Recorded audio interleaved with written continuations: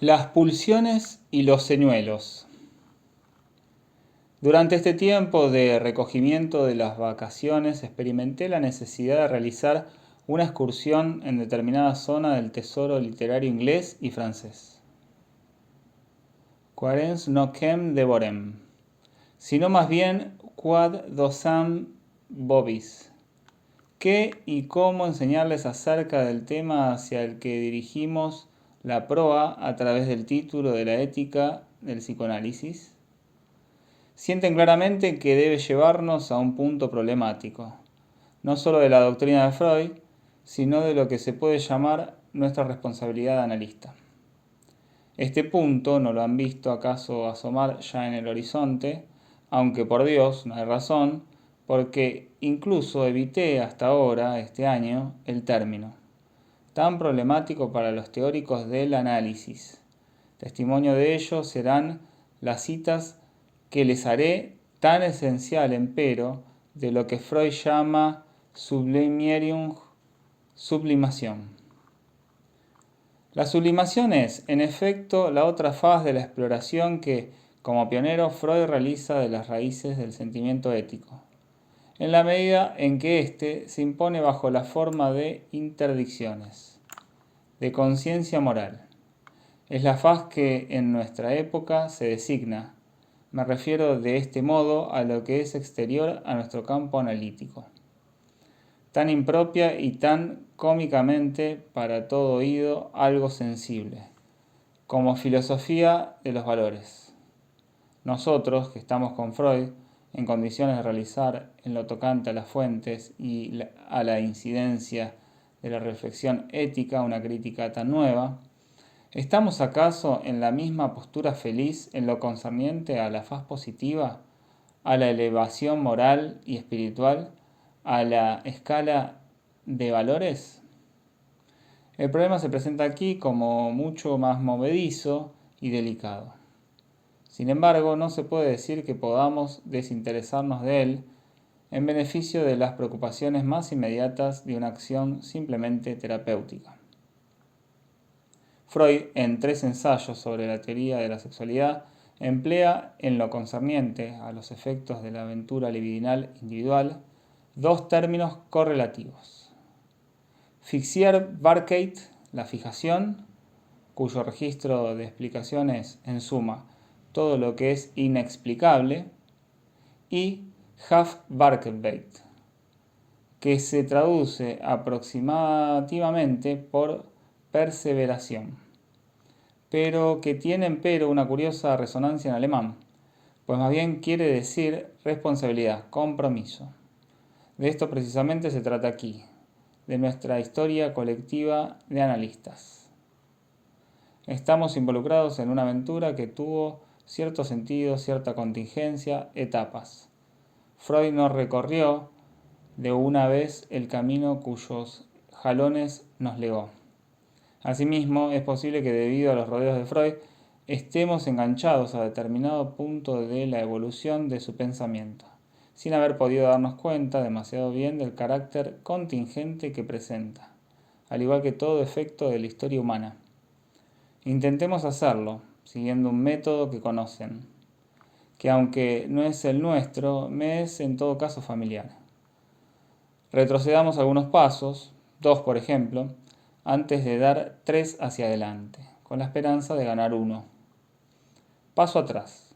Recordemos qué parecería ser el análisis en el orden ético en un primer abordaje. Parecería ser, y sabe Dios que cierto canto de sirena podría al respecto sostener un malentendido, la búsqueda de una moral natural. Gracias a toda una faz de su acción y de su doctrina se presenta efectivamente así, tendiendo a simplificarnos algún embarazo de origen externo, del orden del desconocimiento, incluso del malentendido, a volver a conducirnos hacia un equilibrio normativo con el mundo, hacia el cual la maduración de los instintos conduciría, naturalmente. Puede verse predicar, de cada tanto en tanto, este evangelio bajo la forma de esa relación genital, cuyo tema evoqué aquí a menudo con harta reserva, hasta con harto escepticismo. Muchas cosas están allí de inmediato para refutarlo. En todos los casos, el análisis no nos compromete de manera tan sencilla en lo que se podría llamar, con un término que no creo traer aquí sencillamente por razones pintorescas, la dimensión de la pastoral. La dimensión de la pastoral nunca está ausente de la civilización y nunca deja de ofrecerse como un recurso ante su malestar. Si la llamo así es porque a través de los tiempos sucedió que se presentase de este modo a cara descubierta. En nuestra época, por ejemplo, está más enmascarada, tras la forma más severa y pedante de la infalibilidad, de la conciencia proletaria, que nos ocupó tanto tiempo, aunque desde hace ya unos años nos hayamos alejado de ella, o asimismo bajo la forma de la noción algo mítica que recién evocaba, que concentra las esperanzas, aunque fuesen inciertas, que pudo suscitar, en efecto, la revolución freudiana. Pero se trata siempre de la misma pastoral, y como verán, se trata de una discusión muy seria. Tal vez se trata para nosotros de redescubrirla, de redescubrir su sentido. Tal vez quepa retornar a la forma arcaica de la pastoral, a cierto retorno a la naturaleza, a la esperanza en una naturaleza cuya concepción en nuestros antepasados no debemos creer que fuese, finalmente, más sencilla que la que hoy tenemos nosotros. Tendremos que ver si las invenciones que el ingenium de nuestros antepasados ya intentó en esta vía no nos enseñan algo que quizá también exige ser dilucidado por nosotros. Ciertamente, si recorremos con la mirada lo que nos aporta la meditación freudiana, vemos claramente que desde el principio algo resiste a ser reabsorbido en esta dimensión y por eso comencé a abordar con ustedes este año el problema de la ética del análisis. En efecto, Freud nos permite medir el carácter paradójico, la aporía práctica, de algo que para nada es del orden de las dificultades que puede presentar una naturaleza mejorada o una mejoría natural. Es algo que de inmediato se presenta con un carácter muy particular de maldad, de mala incidencia. Es este el sentido de la palabra méchant, y también de malvado en castellano. Freud lo delimita cada vez más en el curso de su obra, hasta llevarlo a su máxima articulación en el malestar en la cultura, o también cuando estudia los mecanismos de un fenómeno como la melancolía. ¿Cuál es esta paradoja? La conciencia moral, nos dice, se muestra mucho más exigente en la medida en que es más refinada, tanto más cruel cuanto menos la ofendemos de hecho, tanto más puntillosa en la medida en que la forzamos, mediante nuestra abstención en los actos, a ir a buscarnos en la intimidad de nuestros impulsos y deseos. Resumiendo, el carácter inextinguible de esa conciencia moral, su crueldad paradójica configura en el individuo algo así como un parásito alimentado con las satisfacciones que se le otorgan. La ética, proporcionalmente, persigue mucho más al individuo en función de sus desdichas que de sus faltas. Esta es la paradoja de la conciencia moral en su forma. Si cabe, la expresión es espontánea. Más que hablar aquí de investigación de la conciencia moral funcionando en estado natural, así nos extraviáramos, tomemos mejor la otra faz, cuya significación el uso del término natural sirve para encubrir, y llamémosla crítica por el análisis de la ética salvaje, no oculta, tal como la encontramos funcionando por sí sola, especialmente en aquellos a quienes tratamos en la medida en que nos internamos en el plano del patos, de la patología. Precisamente allí el análisis, en última instancia, ilumina en el fondo del hombre lo que podemos denominar el odio de sí. Esto es lo que se desprende de la comedia antigua que lleva el título de Aquel que se castiga él mismo. Se trata de una breve pieza que pertenece a la nueva comedia que toma la latinidad de Grecia y cuya lectura no les aconsejo especialmente, ya que, después de ese bello título, consultar su texto no podría sino decepcionarlos. Solo encontrarán en ella, como en cualquier lado, sátira concreta de rasgos de carácter. Definición de lo ridículo. No olviden, empero, que la función de la comedia solo en apariencia es ligera, debido al solo hecho del juego del significante. Por la simple fuerza de la articulación significante, llegamos más allá de lo que se presenta como pintura, como descripción contingente. Llegamos a la revelación del fondo. La comedia permite encontrar lo que Freud nos mostró está presente en el ejercicio del sinsentido. Vemos surgir el fondo, algo que se perfila más allá del ejercicio del inconsciente, y en el que la exploración freudiana nos invita a reconocer el punto donde se desenmascara el Trieb y no instinct.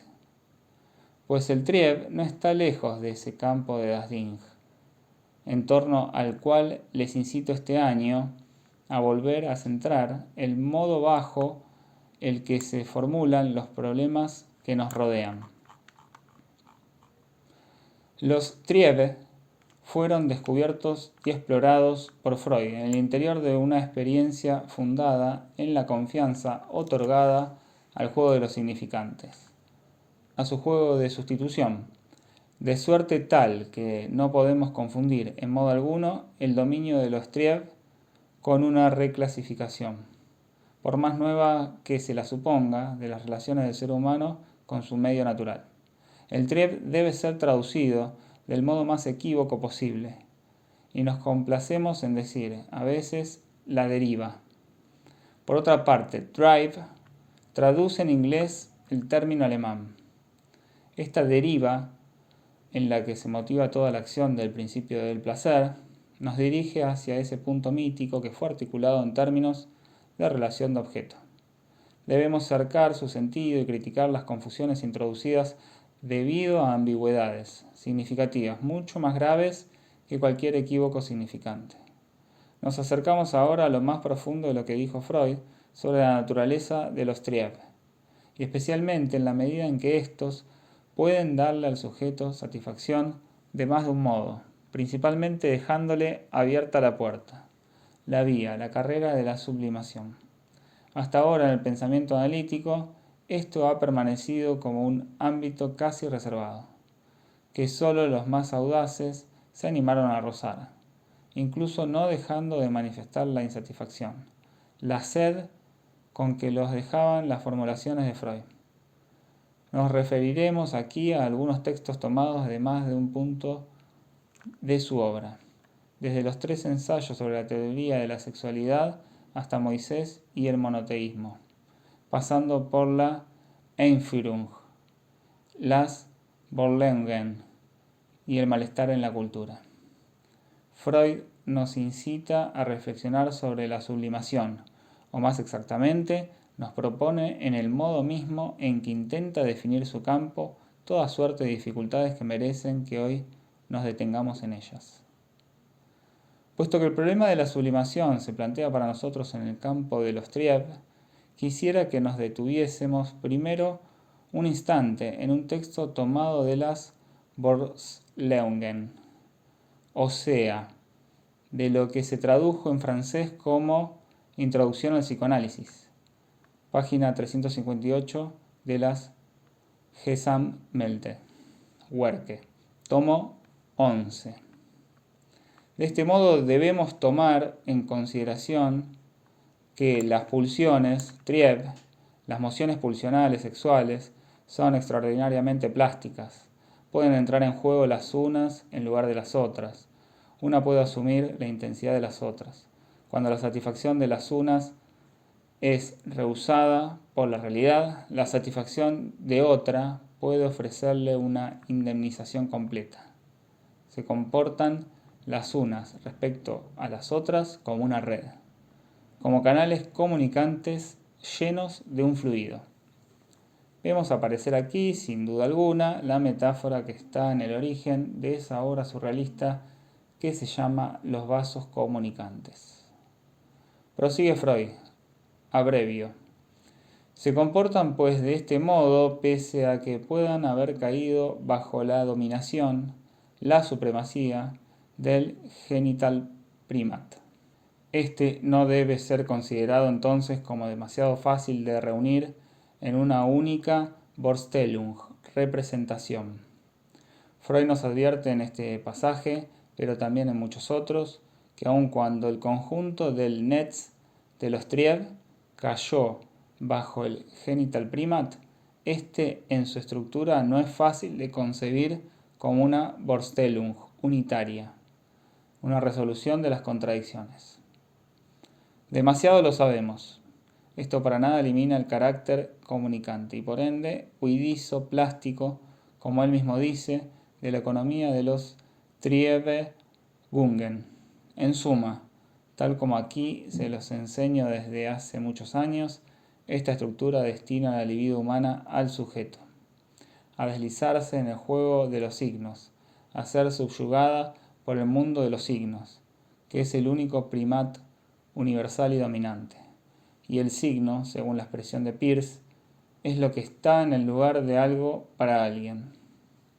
La articulación como tal de las posibilidades de la Vergleichbarkeit, es decir, del desplazamiento de la preparación natural, es articulada largamente para culminar, en este pasaje, en la dilucidación del Partialust, en la libido genital misma.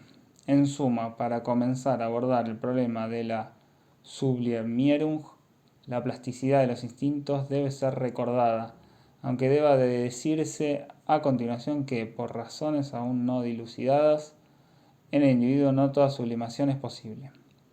En el individuo, en tanto se trata del individuo y formulando entonces respecto a él la cuestión de las disposiciones internas y la de las acciones externas, encontramos límites.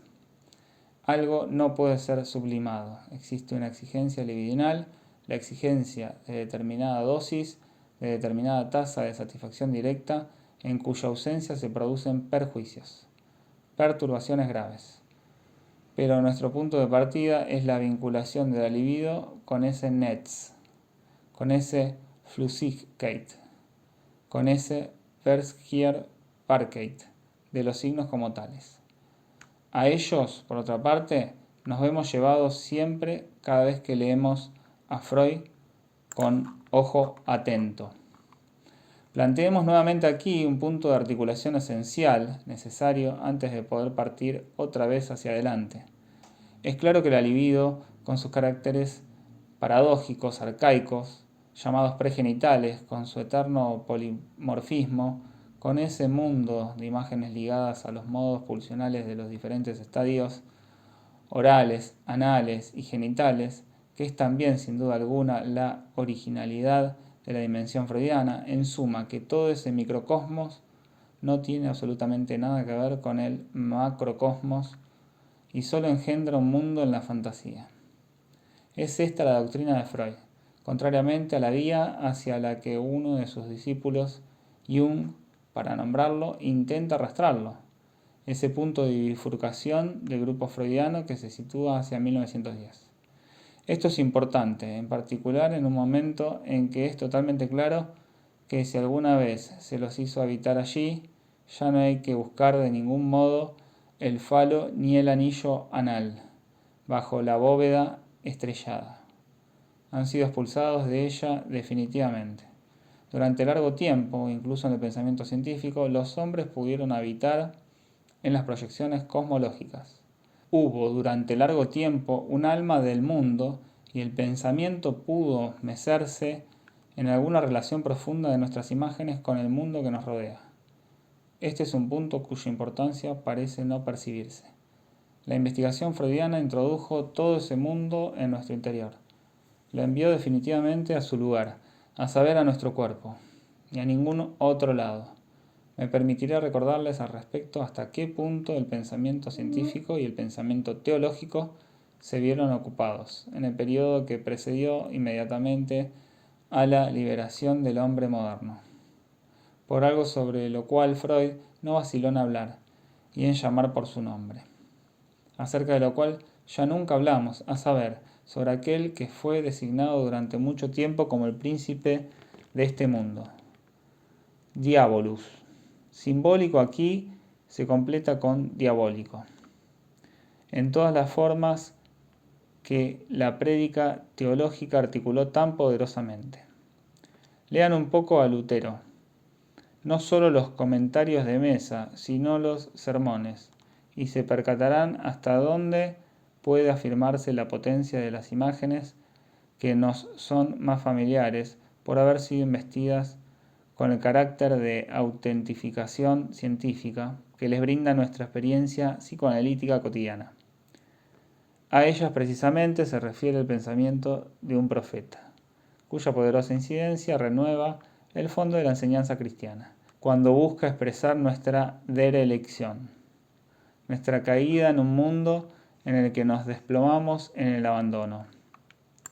Sus términos son, a fin de cuentas, infinitamente más analíticos que todo lo que una fenomenología moderna puede articular bajo las formas relativamente tiernas del abandono del pecho materno. ¿Cuál es esa negligencia que acalla su leche? Lutero dice literalmente, son ustedes el desecho que cae al mundo por el ano del diablo. Vemos aquí el esquema esencialmente digestivo y excremencial que se forja un pensamiento que lleva hasta sus últimas consecuencias el modo de exilio en que está el hombre en relación a cualquier bien del mundo. Allí nos lleva Lutero. No crean que estas cosas no tuvieron su efecto sobre el pensamiento y los modos de vivir de la gente de esa época. Aquí se articula justamente el vuelco esencial de una crisis de la que surgió toda nuestra instalación moderna en el mundo. Freud sanciona de su estampilla última esto, introduciendo nuevamente de una vez por todas esa imagen del mundo, esos falaces arquetipos, allí donde deben estar, es decir, en nuestro cuerpo. Tenemos desde entonces que vernoslas con ese mundo allí donde él está. Esas zonas erógenas, esos puntos de fijación fundamental, ¿nos abren acaso una perspectiva rosada y abierta al optimismo pastoral? ¿Es esto una vía abierta hacia la liberación o hacia la más severa servidumbre? Esas zonas erógenas que, hasta una mayor explicación del pensamiento de Freud, pueden considerarse como genéricas y limitadas a puntos elegidos, a puntos de guiancia, a un número limitado de bocas en la superficie del cuerpo, son los puntos de donde el eros deberá sacar su fuente, para percatarse qué introduce de esencial. De original Freud aquí basta referirse a esas aberturas que da al pensamiento el ejercicio del canto poético. Imaginen, según determinado poeta, según un Walt Whitman, por ejemplo, qué se podría desear, como hombre del propio cuerpo. Se podría soñar con un contacto epidérmico, completo, total, entre el cuerpo y un mundo, él mismo abierto y tembloroso. Soñar con un contacto y como horizonte, con un estilo de vida cuya dirección y vía nos muestra el poeta. Esperar una revelación de armonía de la desaparición de la presencia insinuante, perpetua, del sentimiento oprimente de alguna maldición original. Pues bien, contrariamente a esto, Freud a nivel de lo que podemos llamar la fuente de los Triev, marca un punto de inserción, un punto de límite, un punto irreductible. Precisamente esto es lo que encuentra luego la experiencia en el carácter irreductible. Aquí encontramos una vez más la ambigüedad de esos residuos de las formas arcaicas de la libido.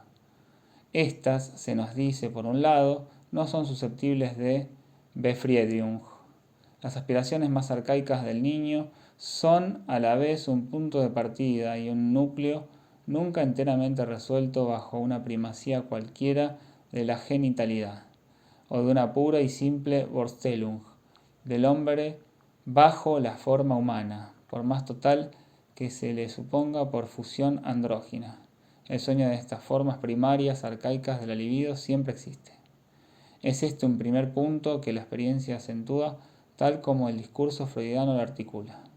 Por otro lado, Freud nos muestra la abertura, que en un primer abordaje parece casi sin límites, de las sustituciones que pueden hacerse en el otro extremo a nivel de la meta. Evité la palabra object, que empero surge permanentemente de su pluma cuando se trata de diferenciar lo que está en juego en lo concerniente a la sublimación. No puede calificar la forma sublimada del instinto sin una referencia al objeto. Haga lo que haga.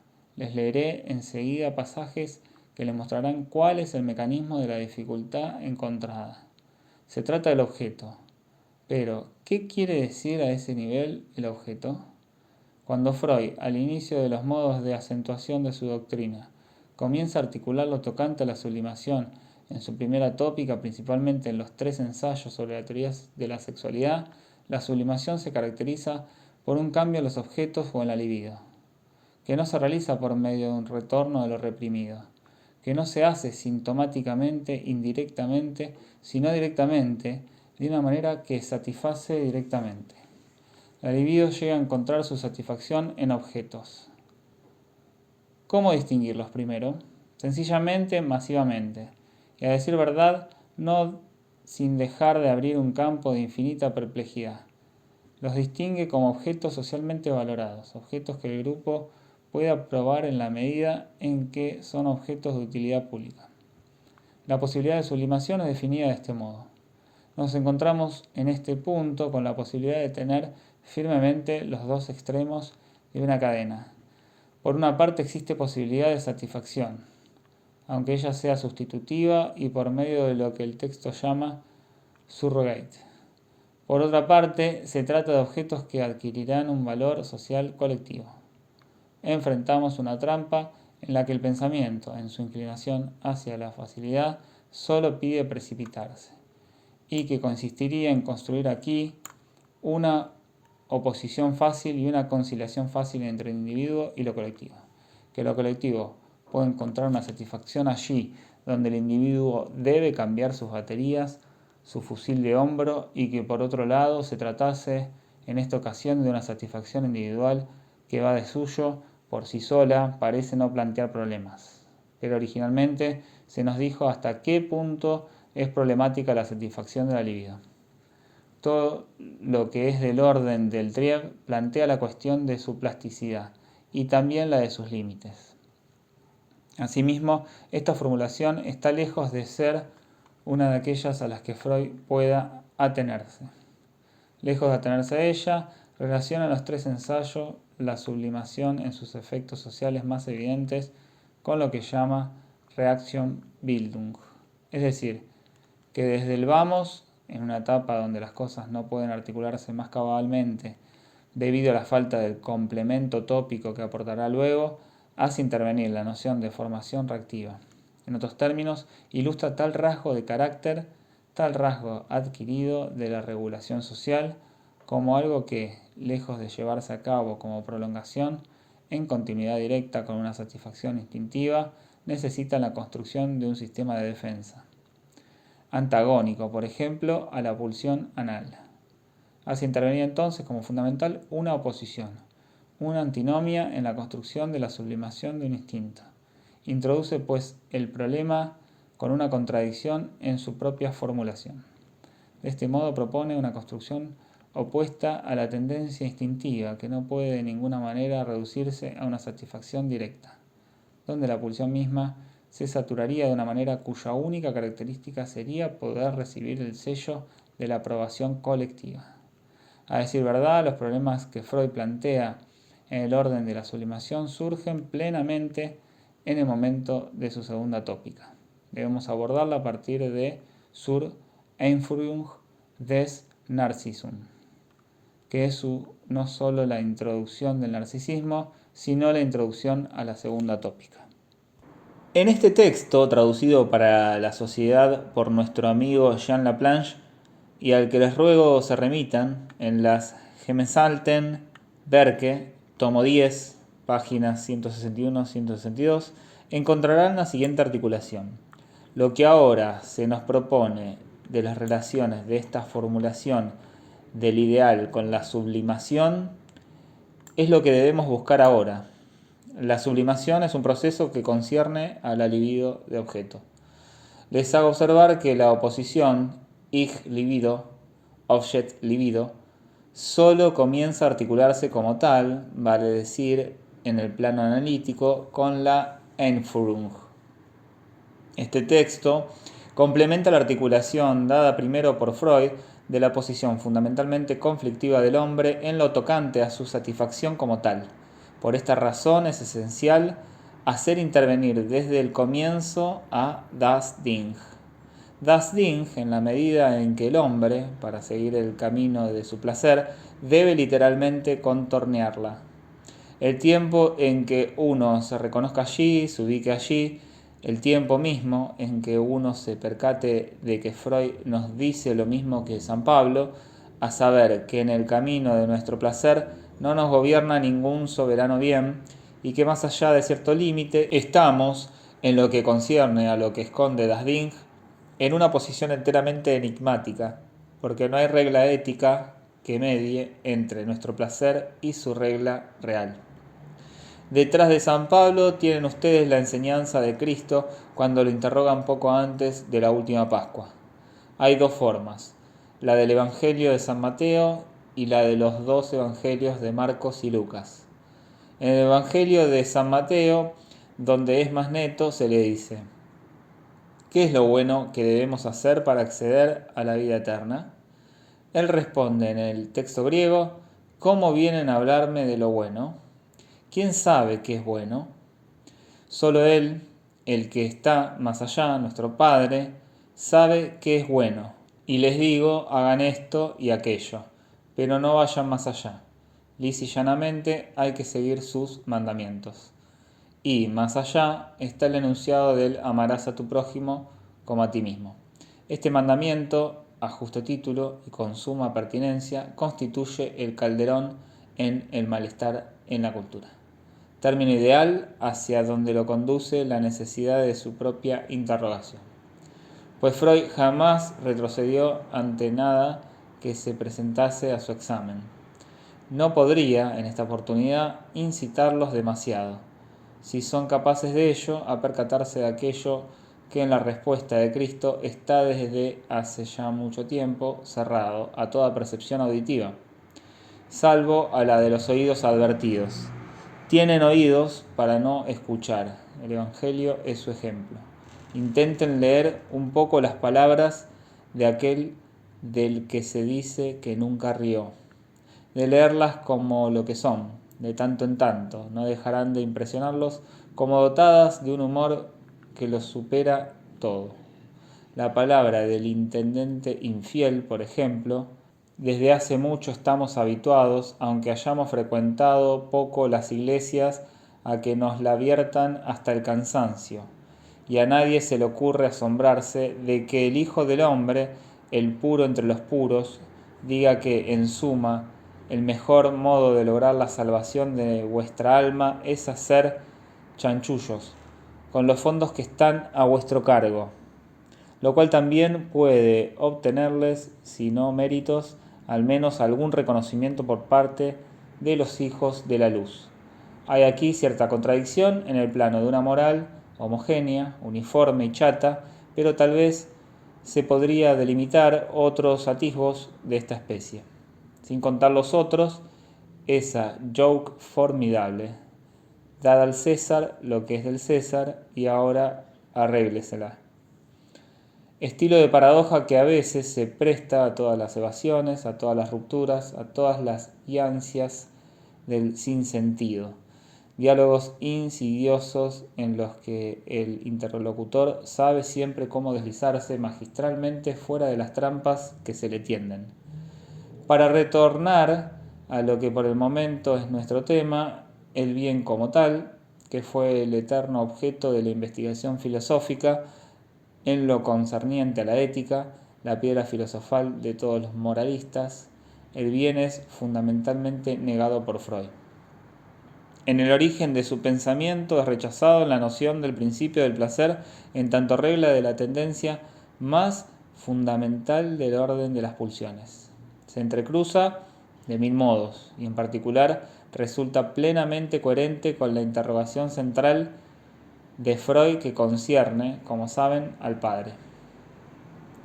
Para concebir claramente la posición de Freud lo concerniente al padre, es necesario haber ido a buscar la articulación del pensamiento de un Lutero cuando éste perdió los estribos con Erasmo, quien, tras haberse hecho rogar, bien sabe Dios, durante largos años, por fin publicó su De Libero Arbitrio, para recordarle a ese loco de atar excitado de Wittenberg que toda la autoridad cristiana, desde las palabras de Cristo hasta San Agustín y toda la tradición de los padres, hacía pensar que las buenas obras, contaban en algo y que, en resumen, la tradición de los filósofos, la del soberano bien, no debía echarse por la borda.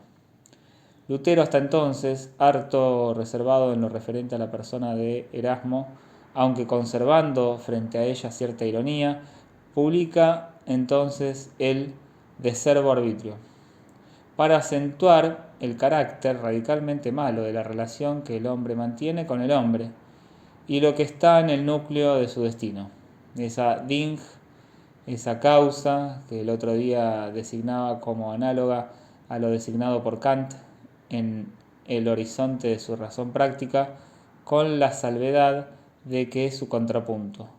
Para inventar un término cuya agresividad aproximativa, les ruego me perdonen, es la causa pathomenon, la causa de la pasión humana más fundamental. Lutero escribe lo siguiente: el odio eterno de Dios contra los hombres, no solamente contra las fallas y contra las obras de una libre voluntad, sino un odio que existía incluso antes de que el mundo fuese creado. Como ven, tengo algunas razones para aconsejarles que lean de tanto en tanto a los autores religiosos. Me refiero a los buenos y no a quienes escriben edulcoradamente, pero incluso estos últimos son a veces muy fructíferos. Les aseguro que en lo referente al matrimonio, San Francisco de Sales bien vale el libro de Van de Velde sobre el matrimonio perfecto. Pero Lutero, a mi juicio, vale mucho más. Ese odio que existía incluso antes de que el mundo fuese creado, que es correlativo de la relación que hay entre cierta incidencia de la ley como tal y cierta concepción de das Ding, como siendo el problema radical, y en suma el problema del mal. Pienso que no se les escapa que es exactamente esto lo que Freud enfrenta cuando la pregunta que formula sobre el padre lo conduce a mostrarnos en él al tirano de la horda, aquel contra el cual apuntaba el crimen primitivo y que introdujo así el orden, la esencia y el fundamento del dominio de la ley. No reconocer la filiación o la paternidad cultural que hay entre Freud y cierto vuelco del pensamiento, manifiesto en ese punto de fractura que se sitúa hacia el comienzo del siglo XVI, pero que prolonga poderosamente sus ondas hacia el final del XVII, equivale a desconocer totalmente a qué tipo de problema se dirige la interrogación freudiana. Acabo de hacer un paréntesis de 25 minutos. Pues todo esto era para decirles que con la Einführung Freud nos introduce, poco después de 1914, en algo que precisamente volverá a escamotear el problema, articulando sobre él cosas naturalmente esenciales, pero en las que debe tomarse en cuenta el contexto en el que se insertan, a saber, el problema de la relación con el objeto. Este problema de la relación con el objeto debe ser leído, freudianamente. Lo ven emerger, de hecho, en una relación narcisista, relación imaginaria. A este nivel, el objeto se introduce en la medida en que es perpetuamente intercambiable, con el amor que tiene el sujeto por su propia imagen. Ich libido y Object libido son introducidas por Freud en relación a la diferencia entre el Ich ideal y el Ideal Ich, entre el espejismo del yo y la formación de un ideal. Ese ideal adquiere por sí solo su campo. Surge para dar forma en el interior del sujeto a algo que se vuelve preferible y a lo que de allí en más éste se somete. El problema de la identificación está ligado a este desdoblamiento psicológico que vuelve al sujeto dependiente de una imagen idealizada, forzada de él mismo, a la que Freud posteriormente dará tanta importancia. La noción de objeto es introducida en esta relación de espejismo. Pero este objeto no es la misma cosa que ese al que apunta en su horizonte la tendencia. Entre el objeto tal como está estructurado por la relación narcisista y das Ding hay una diferencia. Y precisamente en el espacio de esta diferencia se sitúa para nosotros el problema de la sublimación.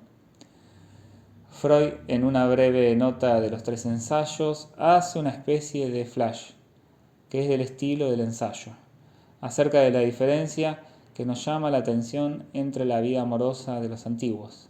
Se trata de los precristianos y la nuestra. Ella reside, dice, en el hecho de que los antiguos enfatizaban la tendencia misma mientras que nosotros enfatizamos su objeto.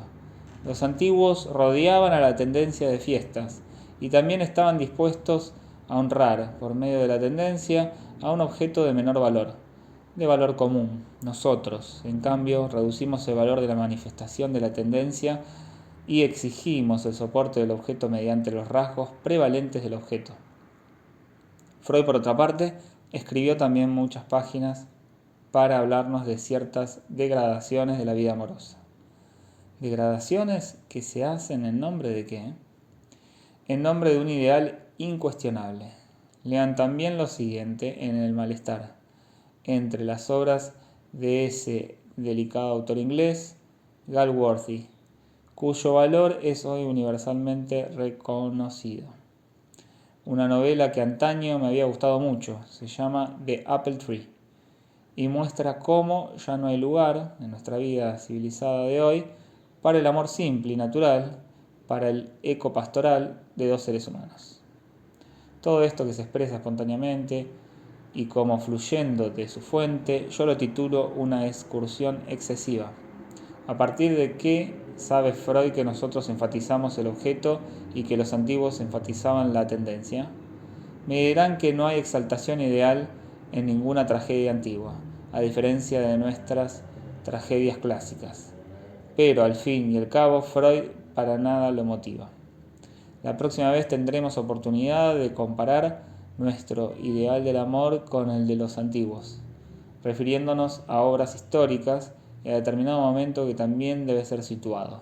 Se trata lisa y llanamente de una estructuración, de una modificación histórica del eros. El amor cortés, la exaltación de la mujer, cierto estilo cristiano del amor del que habla Freud, el hecho de que haya hecho época, tiene en efecto toda su importancia y espero llevarlos a dicho terreno. No por ello dejan de estar, se los mostraré en los autores antiguos y, cosa curiosa, más en los latinos que en los griegos, algunos y tal vez todos los elementos que caracterizan el culto del objeto idealizado, el cual fue determinante en lo tocante a la elaboración que cabe llamar sublimada de cierta relación. Freud expresa allí, de modo apresurado y probablemente invertido, algo que se relaciona en efecto con una degradación que quizá apunte menos, al examinarla en detalle, hacia la vida amorosa, que hacia cierta cuerda perdida, una crisis que concierne al objeto.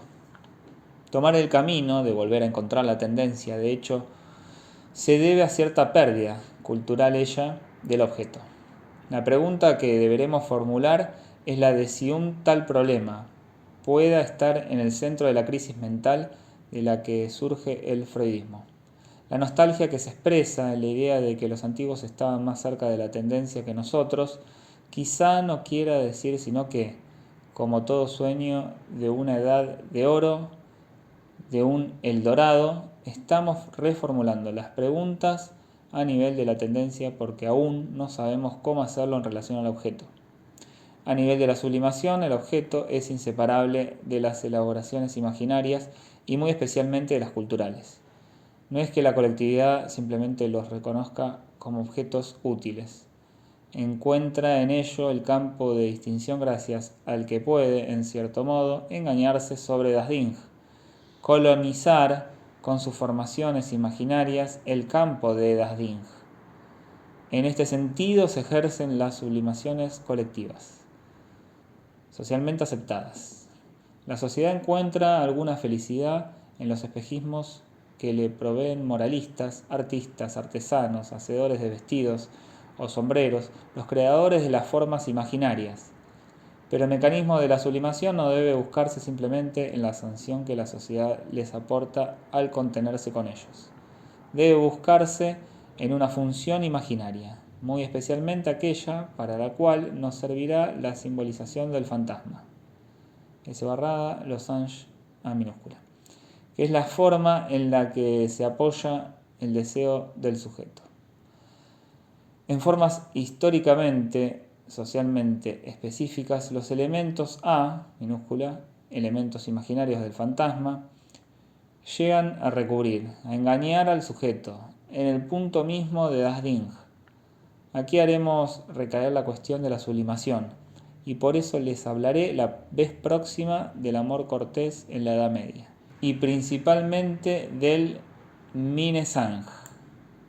A modo de aniversario, puesto que el año pasado les hablé de Hamlet, les hablaré del teatro isabelino, punto de vuelco del erotismo europeo y a la vez civilizado.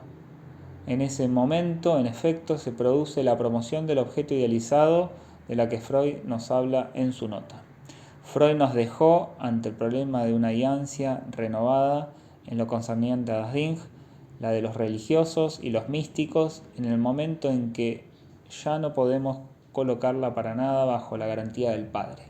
13 de enero de 1960.